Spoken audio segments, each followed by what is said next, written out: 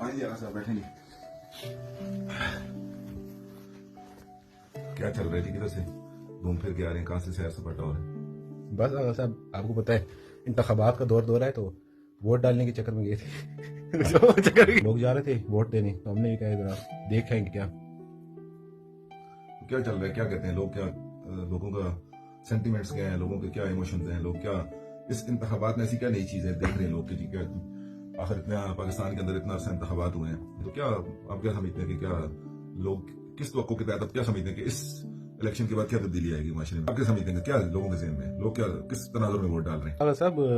آپ کو پتہ ہے گزشتہ 75 سالوں سے ووٹ ڈالنے کے باوجود حالات بد سے بدتر ہوتے جا رہے ہیں، لیکن لوگ بس اسی امید پر کہتے ہیں کہ امید پر دنیا قائم ہے، تو لوگ کہتے ہیں کہ جی ووٹ ڈالنے سے شاید اس نظام کے ذریعے ہمیں کچھ حاصل ہو سکے، تو بس اسی امید کو لے کر وہ لوگ اپنا ووٹ ڈالنے جا رہے ہیں. تو اس بارے میں آپ کیا کہیں گے؟ پھر نہیں ڈالنا چاہیے اس نظام میں ہمیں ووٹ کے؟ نہیں ڈالنا چاہیے کیونکہ آج کل ایک نئی بحث سوشل میڈیا پہ چل رہی ہے کہ ووٹ ہم لوگ جو نہیں ڈالتے انہیں کہا جا رہا ہے کہ جی آپ ووٹ ضائع کر رہے ہیں، آپ اس طرح ملک کو نقصان پہنچا رہے ہیں، لیکن جو لوگ ووٹ ڈال رہے ہیں تو ان کا بھی نتیجہ کوئی نکل نہیں رہا. تو آپ اس پورے ماجرے کو کس تناظر میں دیکھتے ہیں؟ دیکھیں دونوں فریق جو ہیں ان کی اپنی اپنی جگہ ایک حد تک بات درست ہے. جو ووٹ نہیں ڈال رہے وہ اپنی جگہ یہ اس بات میں ان کا نقطہ نظر درست ہے کہ جو ووٹ ڈال رہے ہیں ان کا نتیجہ ان کے سامنے ہے کہ 75 سال میں جتنی دفعہ ووٹ ڈالے گئے اس کا کیا نتیجہ برآمد ہوا. اس وقت آج کی اگر ہم بات کریں ماضی کے تمام تر الیکشنز کو سامنے رکھتے ہوئے تو آج ہم جس منزل اور مقام تک پہنچے ہیں یہ ماضی کے تمام تر الیکشنز کے بعد یہاں تک پہنچنے کے بعد ان کا نقطہ نظر اپنی جگہ درست ہے کہ کیا حاصل ہوا آج تک ہمیں. لہٰذا وہ لوگ بدزن ہو کر بددل ہو کر اس معاشرے سے بالکل ہر قسم کی آس اور امید توڑ کر انہوں نے لا تعلقی کا اعلان کر دیا. دوسرا فریق یہ سمجھتا ہے کہ آپ نے لا تعلقی کا اعلان کر کے جو ہے وہ میدان کو جو ہے وہ کھلا چھوڑ دیا ہے کہ جس قسم کے لوگ بھی آئیں معاشرے کے اندر اچھے برے کی تمیز کے بغیر اور وہ آ کر اقتدار پر قابض ہو جائے اور تباہی و بربادی پھیرے. لیکن دوسرا فریق پھر یہ سمجھتا ہے، ان کا آرگومنٹ یہ ہے کہ جی اگر ہم میدان میں ہوں یا نہ ہوں، ایسا کوئی جس کو کہتے ہیں نا کہ رولز آف گیم طے ہی نہیں ہے کہ کوئی ایسے پرنسپلز، کوئی ایسے اصول، کوئی ایسے قاعدے طے ہوں کہ جس کی بنیاد پر پتہ چلے کہ معاشرے کے اندر اچھے لوگ بھی جو ہے وہ سامنے آ سکتے ہیں. تو جس کی وجہ سے بدزن ہونے والے لوگ اس سسٹم میں جو ہے وہ خوشی سے حصہ لیں. وہ اس وجہ سے بدزن ہے کہ اس سسٹم کے اندر کوئی ایسے رولز آف جو گیمز ہیں وہ طے ہی نہیں ہے کہ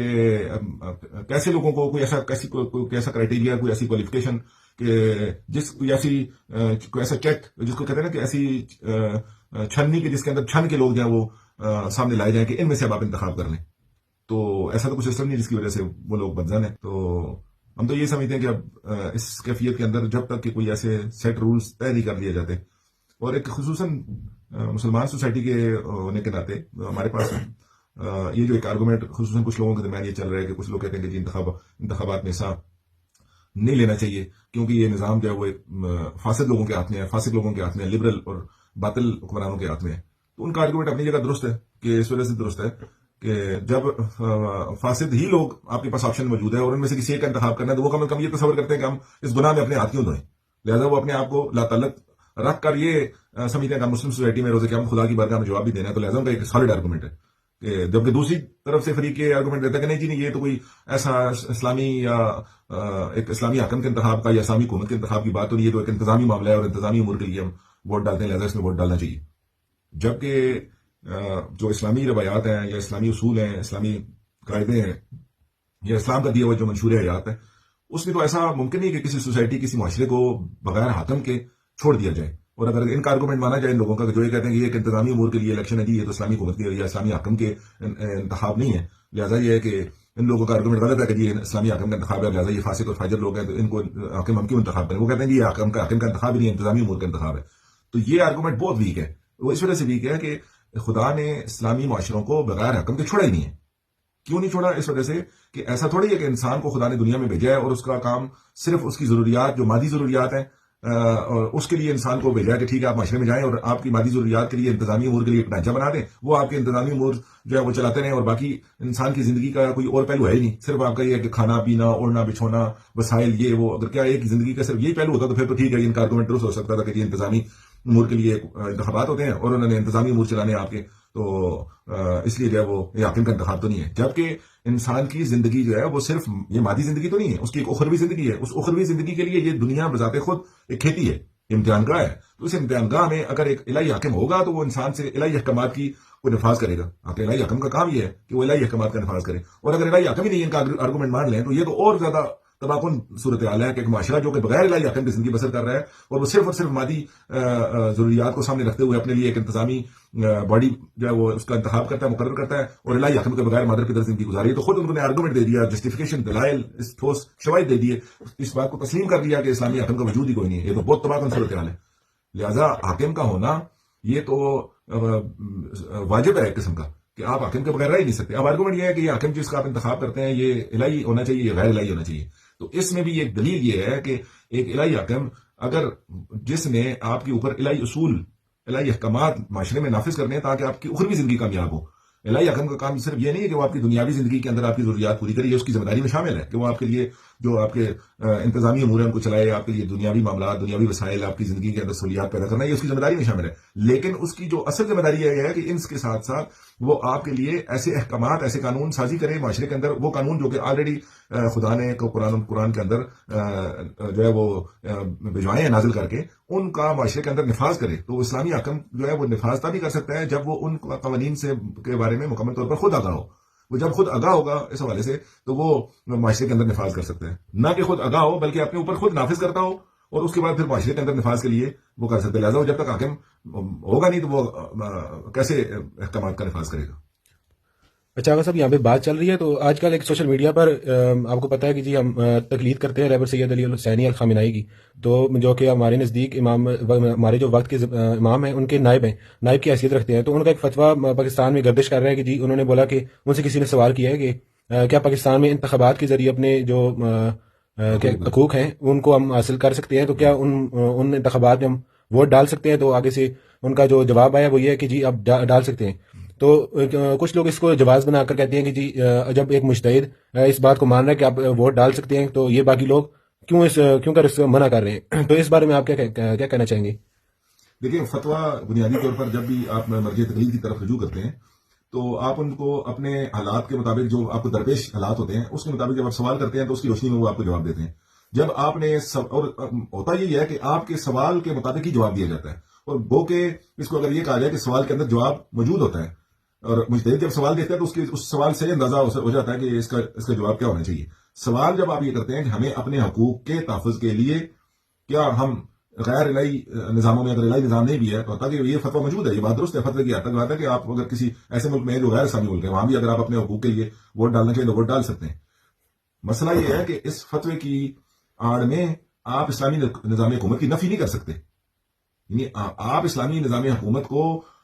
کہ ایک تو نفی نہیں کر سکتے, اور دوسرا غیر اسلامی حکومت کو مسلمان ملک کے اندر بھی آپ یہ کہیں کہ یہ اسلامی نظام حکومت ہے, اسلامی نظام حکومت نہیں ہے. غیر اسلامی نظام حکومت کو آپ اس فتوے کی آڑ میں اسلامی نہیں قرار دے سکتے. وہ آپ کے مخصوص حالات کے تناظر میں جو فتویٰ دیا جاتا ہے, آپ کو ایک ایمرجنسی حالت کی صورت میں آپ کو اجازت دی جاتی ہے کہ آپ اپنے حقوق کے دفاع کے لیے یہ کام کر سکتے ہیں. مثال کے طور پہ اگر آپ نے ایک ہوتے ہیں فنڈامنٹل لاز, ایک ہوتے ہیں بنیادی قانون, اور ایک ہوتا ہے ایمرجنسی قانون. ایمرجنسی کا بنیادی قانون یہ ہے کہ آپ عورت کے جسم کو نہیں چھو سکتے, حرام ہے اور نامیرا عورت کے. ایمرجنسی قانون یہ ہے کہ اگر ایک عورت ڈوب رہی ہو, آپ فتویٰ لکھ کے بھیجیں, سوال لکھ کے بھیجیں مرجع کو کہ اگر ایک عورت گر گئی ہو, پانی میں گر گئی ہو, اور کوئی بندہ اس کو باہر نکالنے والا نہ ہو تو کیا میں اس کو نکال سکتا ہوں؟ آپ کے سوال کے اندر جواب چھپا ہوا ہے. تو آپ کو مجتہد اور فقیہ اجازت دے گا کہ ہاں آپ اس عورت کو ہاتھ لگا سکتے ہیں اور اس کو باہر نکال سکتے ہیں, کیونکہ اس کی جان بچانا مقصود ہے. لہٰذا ایسے میں اب آپ اس تناظر سے اس فتوے کی آڑ میں یہ کہنے کے, اور مجھے مجتہد نے اور مرجع نے جو ہے وہ عورتوں کو ہاتھ لگانے کی اجازت دے دی ہے, نامیرا عورتوں کو مس کرنے کی اجازت دے دی ہے, ایسا تو نہیں ہے. آپ یہ تو نہیں تاثر لیتے نا, آپ کو مخصوص حالات و واقعات کے تناظر میں آپ کو اجازت دی جاتی ہے کہ آپ یہ کام کر سکتے ہیں. اصل قانون یہی ہے کہ اسلامی نظام حکومت کا قیام واجب ہے آپ پر, اور اسلامی حکومت کے قیام کے لیے آپ نے کیا کوششیں جو کرنی ہے, یا اس کا جو ایک پورا جو پروسیس ہے کہ اس کے لیے سب سے پہلے ابلاغ کا کام, تبلیغ کا کام, لوگوں تک اس کی جو نظریہ ہے اس کو کھول کے بیان کرنا, یہ پہلی منزل ہے. آپ اس کو بیان کریں گے لوگوں تک اس کو پتہ چلے گا. سب سے پہلے تو لوگوں کو یہ نہیں پتا کہ اسلامی نظام حکومت ہے کیا, اور یہ نہیں پتا کہ اسلامی نظام حکومت کے علاوہ باقی جتنے اس وقت رائج مروجہ جو نظام حکومت ہے وہ سارے باطل ہیں. ایسا ہے کہ آپ کو جب تک اسلامی نظام حکومت کے قیام کے لیے آپ کی کوششیں کرنا, اگر آپ کوشش نہیں کرتے اور اس ایمرجنسی لا پر ہی ساری زندگی عمل کرتے ہیں, ایمرجنسی لا پر تو عمل ساری زندگی نہیں کیا جا سکتا. آپ کو اصل قانون کی طرف لوٹنا ہوگا. ایمرجنسی حالت کے اندر تک آپ ایمرجنسی لا پر عمل کر سکتے ہیں. اس وقت صورتحال ایسی ہے کہ جہاں پر ایسے حالات نہیں ہیں اور جو کوئی دوسرے نظام موجود ہیں, تو اس سے اس خاص مخصوص حد تک ایمرجنسی صورت میں استفادہ کرنے کی اجازت ہے. یہ وہ اجازت ہے. اس سے آپ یہ دستبرداری ہو جائے کہ جی اب اگر کوئی نہ ہم نے کام کرنا ہے اسلامی نظام حکومت کے لیے، اور اگر کوئی کر رہا ہے تو اس کو اس فتوے کی آڑ میں ہم نے اس کو غلط گلو اطان و تشنیع اور یہ کہنا ہے کہ بھائی آپ تو غلط کام کر رہے ہیں، جبکہ تم جس کے پیروکار ہو برابر کے وہ تو کہہ رہے ہیں کہ جی اس پر آپ حصہ لے سکتے ہیں. انہوں نے حصہ لینا واجب قرار نہیں دیا، انہوں نے حصہ لینا اسی طرح عورت کی جس کا ہاتھ لگانے کی نسبت ایک ایمرجنسی صورت میں آپ کو اجازت دیا کہ آپ کر سکتے ہیں، ایسا نہیں اس کے بعد آپ کو ساری زندگی اجازت مل گئی. اسی طرح اگر ایمرجنسی صورتحال میں آپ کو اس مخصوص نظام میں اپنا رول پلے کرنے کی اجازت ہے تو اس کا مطلب تھوڑی ہے کہ آپ ہاتھ اٹھا دیں اسلامی نظام حکومت کے لیے قیام ہی نہ کریں، اپنے لوگوں کو اس کی طرف بتائیں نہ، ابلاغ نہ کریں، یا آپ اس کو اس نظام کو باطل ہی نہ کہیں. آپ اگر اس عورت کو آپ نے ہاتھ لگایا اور اس کو باہر نکالنے کے بعد آپ اپنے بچے کو یہ تبلیغ کرنا شروع کر دیں کہ بھائی اب عورتوں کو ہاتھ لگانا جائز ہو گیا، آپ نے واپس آ کر اس کو اصل نظام کی تبلیغ کرنی ہے کہ بیٹا نہ ہمارے عورتوں کو ہاتھ لگانا حرام ہے، لیکن ایمرجنسی صورت میں نے اس کو نکالا ہے. تو کم از کم اتنا معاشرے کے اندر اگر کیا جائے کہ کم از کم آپ اس سے جتنا استفادہ کرتے ہیں اپنے حقوق کے لیے جو بھی ہے، جیسے اپنے مرضی نے آپ کو فتویٰ دیا ہے تو وہی مرضی جیسے آپ فتویٰ لے رہے ہیں وہ تو خود اپنے ملک کے اندر اسلامی نظام حکومت قیام کیے بیٹھا ہوا ہے. کتنا بڑا ظلم ہے کہ ایک ولی سے، ایک اسلامی نظام حکومت کے سرپرست سے آپ غیر اسلامی نظام حکومت کے لیے جواز فتویٰ مانگ رہے ہیں. یعنی ایک ولی فقیہ سے ایک ڈیموکریٹک اور لبرل حکومت کے لیے آپ جواز کا فتویٰ مانگ رہے ہیں، لیکن یہ نہیں دیکھتے کہ آپ اس کی مثال یوں لیں کہ آپ امام علی علیہ السلام کے پاس جائیں اور ان سے کہیں کہ میں اس باطل اور فاسق اور فاجر اور قرآن آپ کو بھی پتا ہے، مجھے بھی پتا ہے، سب کو پتا ہے، تو میں ان کے ساتھ چل سکتا ہوں ایک اپنے حقوق کے دفاع کے لیے. یقیناً وہ بھی آپ کو اجازت دیں گے، آپ چل سکتے ہیں. لیکن اب آپ کل آپ کو کہیں گے میں تو آپ کے نظام حکومت کے لیے کام ہی نہیں کرتا کیونکہ آپ نے اجازت بھی دے دی ہے. ایسا تھوڑی ہے کہ آپ ولی کے پاس جائیں، امام معصوم کے پاس جائیں اور اس سے غیر الہی اور باطل نظاموں کے لیے جواز کا فتویٰ لے کر اس کے بعد جو الہی نظام ہے ان سے ہاتھ اٹھا دیں. یہ ثابت نہیں ہوتا. اب اگر آپ مستقل ہی مثال کے طور پہ اگر ایک بندہ شراب کبھی جس نے نہیں پی، اگر وہ مر رہا ہے اور اس کو اگر فتویٰ لکھتا ہے کہ میرے پاس پینے کے لیے اگر کچھ نہ ہو تو میں مرنے لگا ہوں، ایمرجنسی حالت میں شراب پی سکتا ہوں، تو آپ کو اجازت دے گا فی ہوتے. اگر ایک بندہ مستقل ہی شرابی ہے، علانیہ شرابی ہے اور وہ کھلا پی رہا ہے تو اس کو تو مرنے کے بعد بھی اجازت نہیں ہے کہ آپ مر رہے ہوں اور اس کے بعد آپ کہیں گے جی آپ مجھے اس وقت آپ فتویٰ مانگیں گے، جبکہ اس کو پتا ہوگا یہ تو مستقل شرابی ہے، تو پیتا ہی شراب ہے اور میرے سے فتویٰ مانگ رہا ہے کہ بھئی یہ شراب جو ہے وہ میں پی سکتا ہوں. جبکہ اگر ایک بندہ زندگی میں کبھی شراب کو ہاتھ نہ لگایا ہو تو وہ فتویٰ لے کر اس کی طرف یہ بات سوال پوچھ سکتا ہے کہ میں اگر مر رہا ہوں تو ایمرجنسی صورت میں شراب پی سکتا ہوں اپنی جان بچانے کے لیے. اور اگر ایک بندہ شراب مستقل ہی پیتا رہے اور اس کے بعد کہے کہ جی مجھے اجازت ہے جی شراب پینے کی کیونکہ فلاں فقیر نے فتویٰ دیا ہے، بھائی اس نے مخصوص حالت میں فتویٰ دیا، اس کا مطلب آپ ساری زندگی شراب پیتے رہے. واپس آپ نے اسی طرف پلٹنا ہے کہ یہ حرام ہے تو حرام ہی ہے، آپ نے حلال چیزوں کو جو ہے وہ نوش کرنا ہے. تو اس لیے اس چیز کو سمجھتے ہوئے یہ مختصر سی بات ہے، اتنے لمبا پیغام جو ہے وہ اس میں دیا نہیں جا سکتا. تو ابھی جو گہما گہمی ہے، لوگ افراد و تفریق کا شکار ہے، لوگوں کو کچھ سمجھ میں نہیں آتی، نہ لوگوں کے پاس ٹائم ہے. فیس بک، سوشل میڈیا، ادھر سے نقطہ اٹھایا ادھر مارا، ادھر سے اٹھایا ادھر مارا، نظریات افکار کی لوگوں کو بنیادی شعور نہیں ہے، علم نہیں ہے، ڈسکشن نہیں کرتے، ڈیبیٹ نہیں کرتے، علماء سے سوال جواب نہیں کرتے. اپنی مرضی علماء بھی خواص ایسے ہیں جو جس طرف ڈگر پہ چل رہے ہیں وہ لوگوں کو اس لیے اس طرف تحقیقی کام میں یا علمی کام کی طرف راغب نہیں کرتے کہ ہم خود زیر سوال آئیں گے، لہٰذا وہ اس علمی کام کی طرف لوگوں کو آنے نہیں دیتے.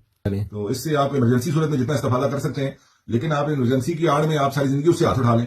تو یہ قطعاً کسی صورت میں شرعاً جائز نہیں ہے. اور اس کا آپ کو خود جواب دینا ہوگا. مرجع اور مجتہد آپ کو اتنا ہی ذمہ دار ہے جتنا اس نے فتویٰ دیا کہ آپ نے لکھ کے بھیجا کہ جی ہم اپنے حقوق کے دفاع کے لیے کر سکتے ہیں. تو کیا آپ نے ساتھ پوچھا ہے ان سے کہ جی کیا اسلامی نظام حکومت کیا وہ اس کا قیام ہمارے اوپر جائز ہے؟ یعنی یہ بھی تو کبھی لکھ کے بھیجنا. سوال یہ لکھ کے بھیجیں مرضی تقریر کو کہ کیا اسلامی نظام حکومت کے لیے کوشش کرنا ہمارے اوپر واجب ہے؟ ہم تو نہیں کرتے، ہم تو اس سے ساتھ اٹھاتے ہیں، جو کوشش کرتا ہے اس کو بھی ہم تنقید کا نشانہ بناتے ہیں. یہ سوال لکھ کے بھیجیں. تمام دوستوں سے گزارش ہے کہ جو دینی مذہبی فکر رکھتے ہیں، تو لبرل اور سیکولر طبقات کی تو بات نہیں کرتے، لیکن کم از کم جو دیندار لوگ ہیں وہ اپنے مرضی تقریر کو اپنے مفتی کو لکھ کے بھیجیں سوال کہ کیا اسلامی نظام حکومت کا قیام اور اس کے لیے کوشش اور کاوش کرنا، اپنی نسلوں کو اس کی تبلیغ ترویج کرنا ہمارے اوپر واجب ہے یا مستحب ہے. اتنا سوال پوچھیں، آپ کو خود پتہ لگ جائے گا. جی آغا صاحب بہت شکریہ، آپ نے جو اتنے مختصر وقت میں اتنے جامع مطلب کہ نکات کی طرف آپ نے اشارہ کیا، اور امید کرتے ہیں کہ جو لوگ دیکھ بھی رہے ہوں گے، جس طرح مجھے بھی اب یہ سمجھ آیا اور اپنی غلطی کا احساس ہوا کہ ان چیزوں کی طرف غور ہونا چاہیے اور عملوں کو اسلامی نظام حکومت کے